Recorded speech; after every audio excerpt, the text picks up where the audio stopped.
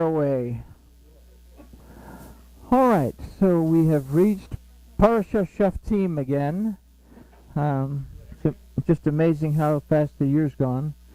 Let's talk to our Elohim, and then we'll take a look at this study about judges and officers. But Master Yahuwah, we thank you for this time together. We ask tonight that you'll open our eyes and open our ears, open our hearts, so that we can truly see, hear, and understand what your word tells us. We ask that your Spirit will be with us and guide us in all things. And in this study, we ask that you'll help us to be able to discern what is from what is not, so that we take care of ourselves and those around us. We thank you for it all. In the name of Yahushua. Amen. All right, so Parsha Shoftim, a little short thing, a whopping 3 pages long, but this little 3-page thing packs a pretty big punch. As human beings, we're all looking for truth in our lives. The knowledge of good and evil is at times helpful, while at other times it poses a hindrance to our ability to see truth, as our perception is often distorted by our bias and subjectivity. These limit our abilities at times to not be truthful to ourselves, because as a carnal being, our insight and awareness is limited. We are all made to be the ingredient, or let's try that again. We are all made with the ingredient of mitpalel within us. And we remember our little breakdown of the word Adam, that if we were to take the word Adam and spell it out in Hebrew, and then take all the individual letters that make out Adam and spell them out, that within that we would have the letters for mitpalel as well as the letters for Adam. But mitpalel is the ability to judge and the ability to seek Elohim for guidance. It's more than just an idea of praying. It's being able to discern. So it is our choice as to how we use this gift. Now, Yahuwah gave us the Torah as a standard to measure our judgment for accuracy. And within its pages are the answers, basically, to every question we're going to encounter throughout our lifetime. And the more I read the Torah, the more I find out that this is true. I mean, not just day-to-day things, but it even answers questions about health and well-being and everything else if we'll take time to understand. In this Torah portion, we will explore what it is to use good judgment and what it means to allow our judgment to be distorted. We'll also consider the benefits and the consequences of both of these things. We'll consider that everything that we decide is inscribed into our soul. And we'll consider the scientific evidence that proves this to be true. Science is finally starting to figure out that what the Bible says has a lot of scientific accuracy to it. So we're going to take a look at something there. And finally, we're going to consider what it is to be a child in the house of our Elohim, our Father Yahuwah, who is our Elohim. So we'll begin in Devarim 16:18, that says, "Judges and officers shall you appoint in all of your gates, which Yahuwah your Elohim gives you, tribe by tribe, and they shall judge the people with righteous judgment." So topically, we would consider that every entrance to the camp, and when they built cities, every entrance to the city would have a judge that would hear the cases of the people, and then there would also be a official that we find out is called a Shoftim, that would actually was the arm of the justice system. So they would act as the police officer to do whatever the judge said that had to be done. So topically, we consider that at every entrance to the camp there was a judge to render a ruling or judgment, and the equivalent of a police officer to carry out the judgment or to enforce the ruling. So like everything else, we say, how can I apply this to my life? We could read this as a story, and we could go on, and we go past this particular part into the next group of things, and it's talking about not making Ashtaroth poles and not worshiping other deities, and it goes on to tell us stuff topically, but the Torah, if we say it's an instruction booklet, how can we apply this to ourselves? So we can apply this to ourselves as having eyes, ears, touch sensation, and a nose. In other words, there's 4 gates that serve as judges to the input that we receive into the camp, our lives, and as we're going to see, it's also our souls. And an officer that carries out the judgment. In other words, our mouths that formulate what we see, hear, touch, and smell into words.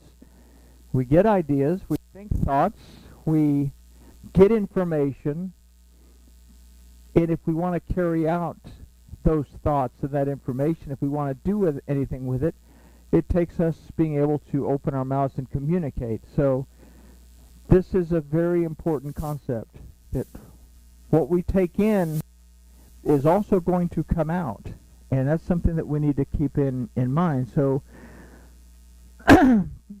our senses bring in the stuff that we're going to actually act on. Now these judges must be careful to discern between Lashon Hara, which is evil speech, and Shmiras Halashon, guarded speech. This idea is contained in the first word of this verse that also names the Parsha, which is Shoftim, that means judges. Now, this word on one side means to judge, and it means to render a right ruling, to give a correct response, or a correct ruling, or a correct opinion to something. While the other side of this word, Shoftim, means to be vindictive, condemning, punishing, and discriminating. So in this first word, we're faced with our good side and our bad side. We have our Yetzer Hara and our Yetzer Tov. The word for officers is Shoftrim, that can mean officer or magistrate, but more specifically, this word means to write or to inscribe.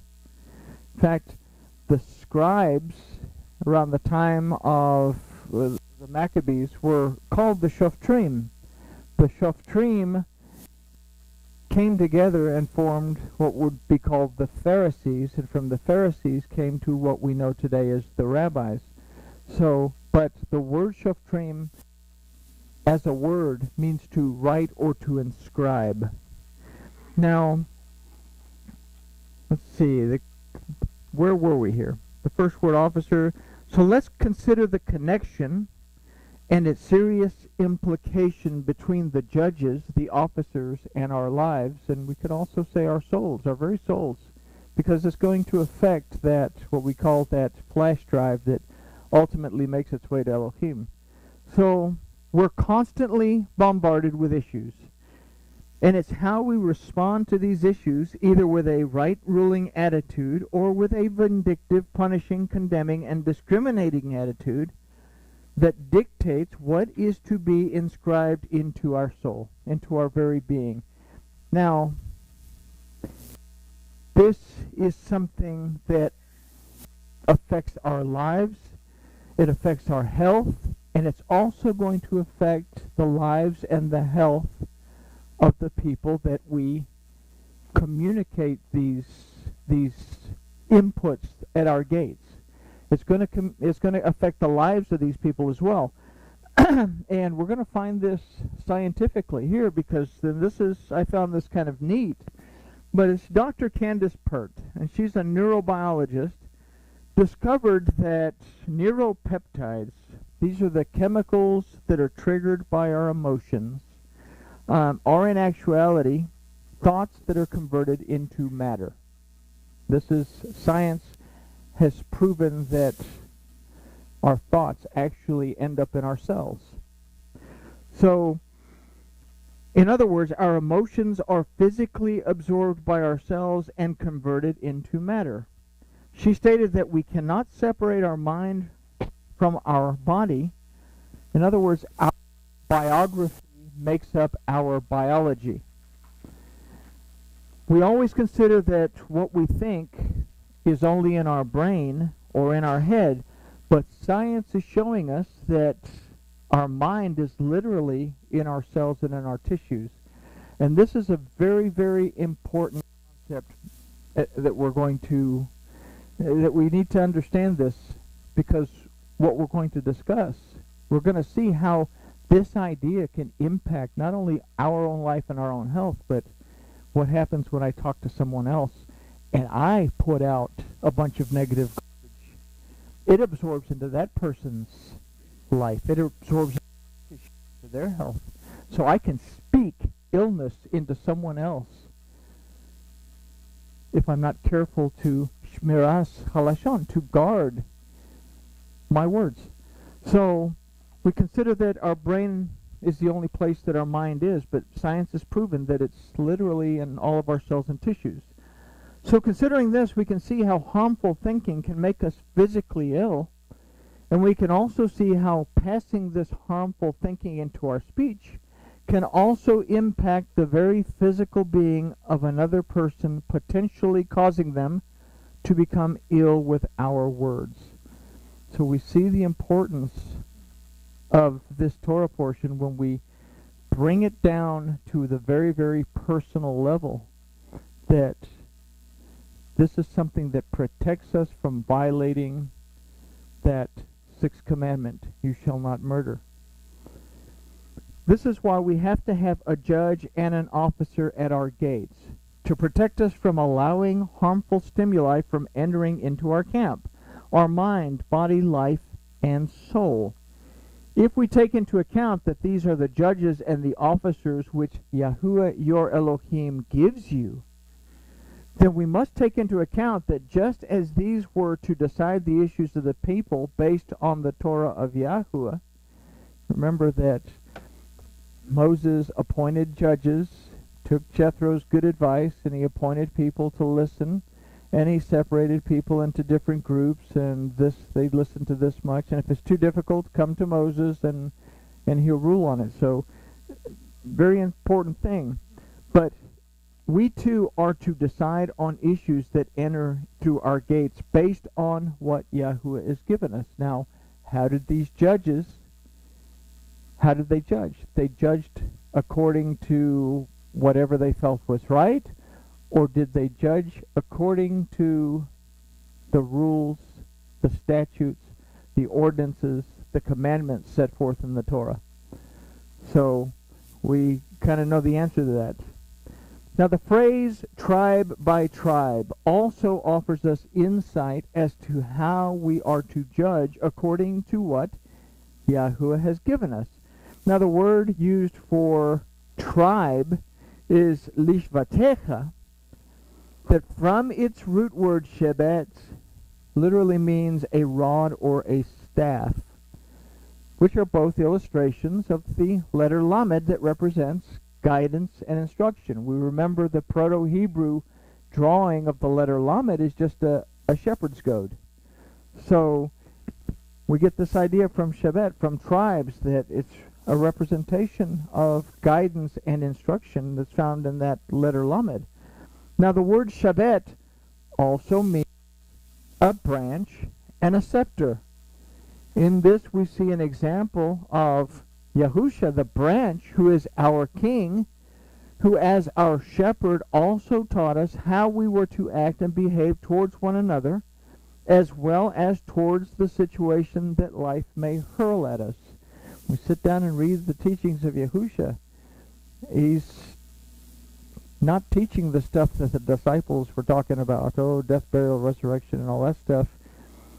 I mean, he does talk about it towards the end, but most of his ministry is geared towards what?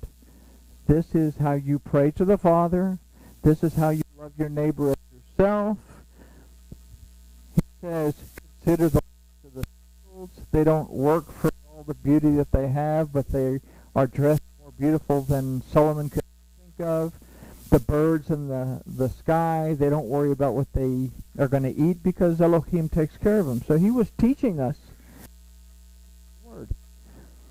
Now, only in this way can we judge the people with righteous judgment, make the right choices on the things that we perceive at our gates.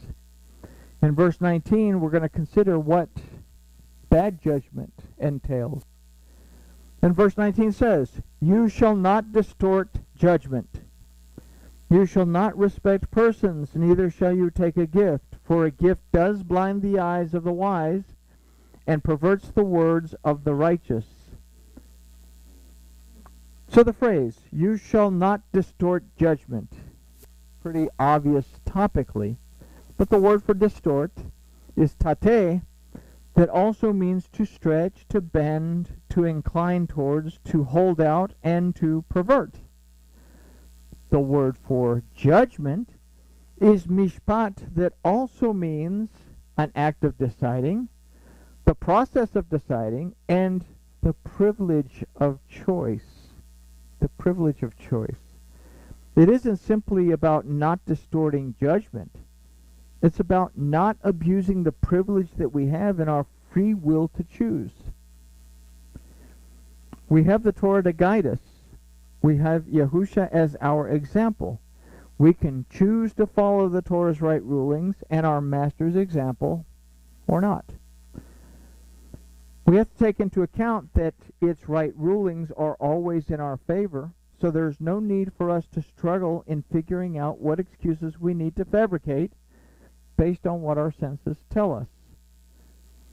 In the phrase, "you shall not respect persons," we are to treat everyone equally, which is hard to do, as we have a tendency to be judge, jury, and executioner to some people who continuously feed us. And we also tend to be sweeter to the people that feed us good input. That is our human nature. But we are to treat that input fairly, as the person that is always feeding us the bad is also capable of feeding us the good. And the one who's always feeding us good is also capable of feeding us toxic input. We have to be able to judge, to perceive, discern the information, understand it before we take it in and put it on our little flash drive.